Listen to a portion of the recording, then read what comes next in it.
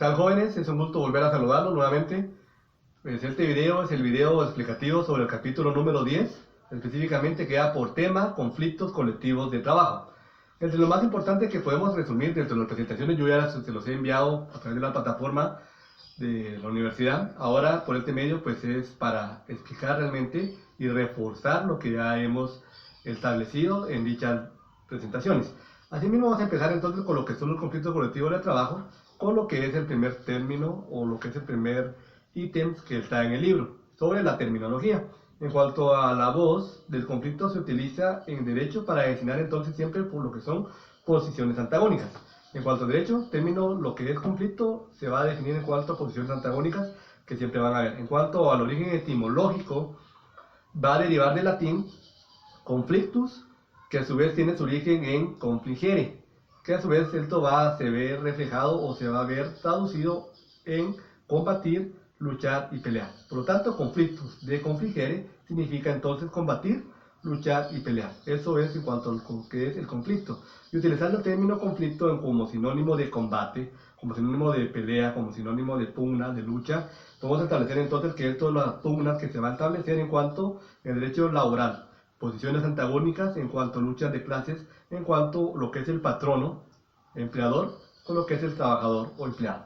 El objeto y evolución de los conflictos. Recordemos de que el objeto y la evolución de los conflictos siempre se va a dar en cuanto el origen se da en las diferencias, como ya lo he dicho, que se producen entre las partes, y en la relación individual y colectiva en el trabajo. Tanto una relación individual, que van a tener un solo trabajador con un patrono, como una relación colectiva que va a ser un sindicato o grupo de trabajadores sindicalizados, valga la redundancia, en contra de un patrono o un grupo de patronos. Por lo tanto, entonces, ahí es donde se va a dar el conflicto. Para que exista, tiene que haber entonces una causa, y que esta transforme la situación de divergencia en otra de hecho. Si no hay una causa, no va a haber un conflicto. Recordemos que para que haya un conflicto, para que haya una pugna, para que haya una controversia, para que haya una lucha, una pelea, un combate, se necesita siempre de dos.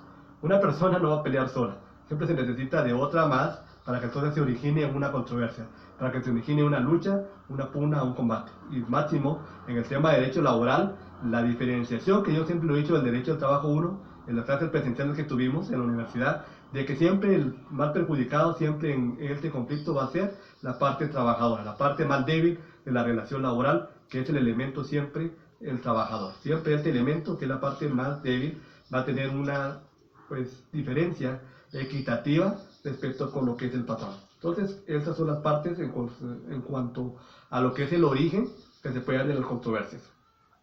Otro aspecto importante, como lo hemos visto en cada capítulo, son la naturaleza jurídica de cada uno de los temas. En cuanto a la naturaleza jurídica del conflicto de trabajo, nosotros nos vamos a basar en cuanto a lo que establece el profesor Mariano Thyssen-Baum, que expone las diferencias entre las contiendas del derecho civil y derecho del trabajo.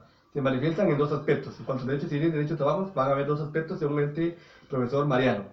Establece entonces que se va a dar una naturaleza tanto intrínseca como una naturaleza tanto extrínseca.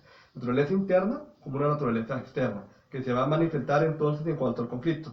Entonces debemos de recordar entonces en cuanto al derecho civil, hemos insistido muchas veces, en cuanto a su libro lo establece, que el parte de las obligaciones y de los contratos es esencialmente un derecho de las cosas. Pero si lo vemos desde el punto de vista de la legislación de la propiedad y derecho del derecho civil. Ahora si miramos desde las situaciones del derecho del trabajo, por el contrario, el resultado es más que todo para los hombres y es una característica de la naturaleza intrínseca porque se ve todos sus estatutos establecidos en los hombres. El derecho civil, no porque sea todo el derecho civil solo sea en cuanto a las cosas, sino que hay un apartado que en derecho civil ustedes saben que se establece en cuanto a lo que es la relación de los contratos, ve sobre las partes físicas o materiales. En cuanto al derecho de trabajo, se diferencia en su estatuto de que esto se va a ver normado en cuanto a los hombres, y esto es una de las primeras características que va a tener la naturaleza intrínseca en cuanto a la naturaleza jurídica de lo que son los conflictos o las controversias laborales que se van a dar. El segundo rasgo distintivo también que se va a tener de naturaleza intrínseca según su libro va a ser aquel que se deriva de la despersonalización de las partes de las contiendas del trabajo. Entonces, en las contiendas que se van a dar, las personas que van a tener, entonces se van a ver desproporcionadas en cuanto a la controversia que se va a hacer mención, y las contiendas de trabajo se ponen un juego de valor universal. Recordemos que la persona humana, que el derecho al trabajo va a ser un estatuto, siempre un valor, un derecho para cada una de las personas, sin distinción de raza, género, edad, sexo, ni nada. Por el estilo, todos somos iguales en cuanto a lo que establece nuestra Constitución, lo que establece nuestras leyes, lo que establece el Código de Trabajo, lo que establecen legislaciones internacionales. Siempre va a haber un derecho de igualdad en cuanto a estas situaciones. La segunda naturaleza, en cuanto a la naturaleza jurídica, tenemos también los caracteres de naturaleza extrínseca o externa. El tercer elemento, como tercer elemento diferencial entre las contiendas del derecho privado y las del derecho al trabajo de naturaleza extrínseca, se propone la distinta repercusión social de unas y otras.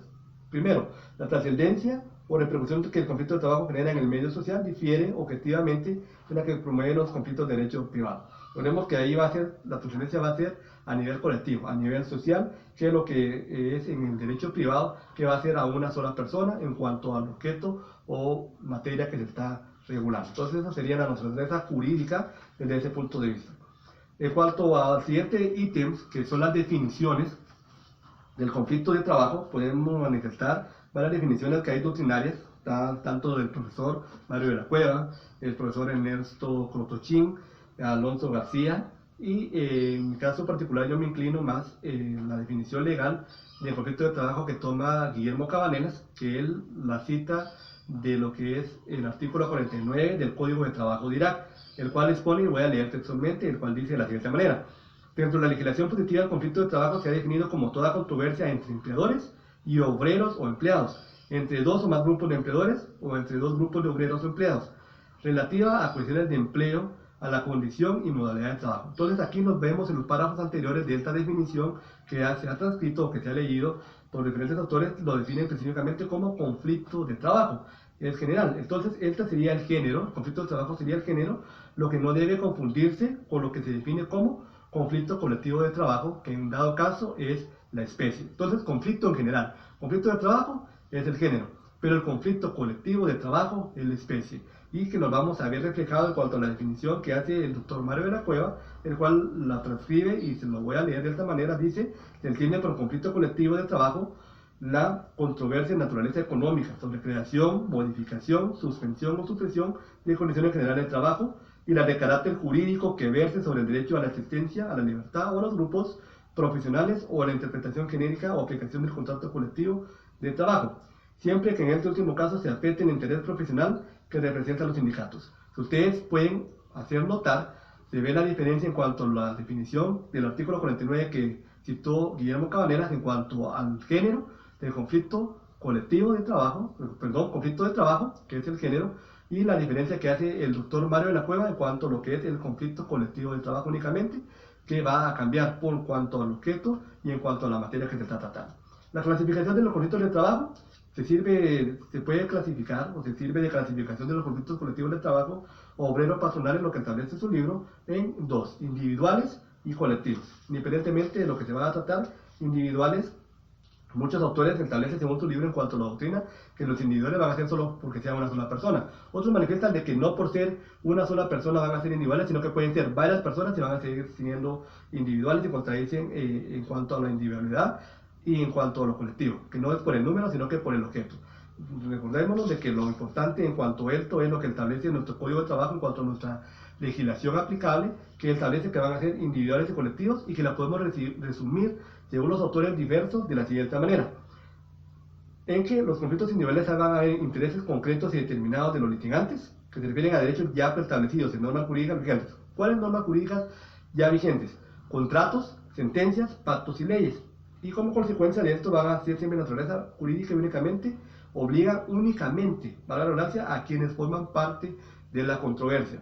A contrario sensu, en los conflictos colectivos, los intereses son más abstractos y determinados, se encaminan a la obtención de nuevas conquistas o a mejores derechos ya logrados. A la abstracción que esto se va a dar y a la naturaleza va a cambiar en cuanto a una naturaleza económica y social, pero de una manera más abstracta que la que se mencionó en el conflicto que es de carácter individual. Entonces, esta es la diferencia entre conflicto individual y conflicto colectivo. Uno, en cuanto ya está establecido en contratos, sentencias, pactos y leyes, y únicamente afecta a una sola persona determinada, y el otro, el conflicto colectivo, va a haber intereses más abstractos y también indeterminados que se encaminan a la obtención de nuevas situaciones y nuevos derechos pro y beneficio de un grupo de trabajadores. Entonces esto sería lo que se establece en cuanto a nuestra legislación. También debemos de tomar en cuenta lo que establece el Código de Trabajo, delinda las normas que regulan cada clase de conflictos, cada clase de tribunales que van a tener tribunales especiales que conocen de los mismos y que se van a ver reflejados en efecto los artículos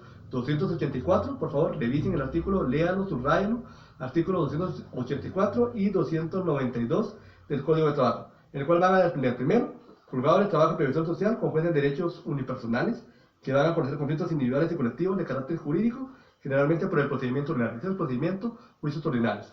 De estos mismos conflictos también conocen en segunda instancia cuando proceden salas de apelaciones de trabajo y previsión social, que son tribunales colegiados y que van a ser integrados por jueces de derecho.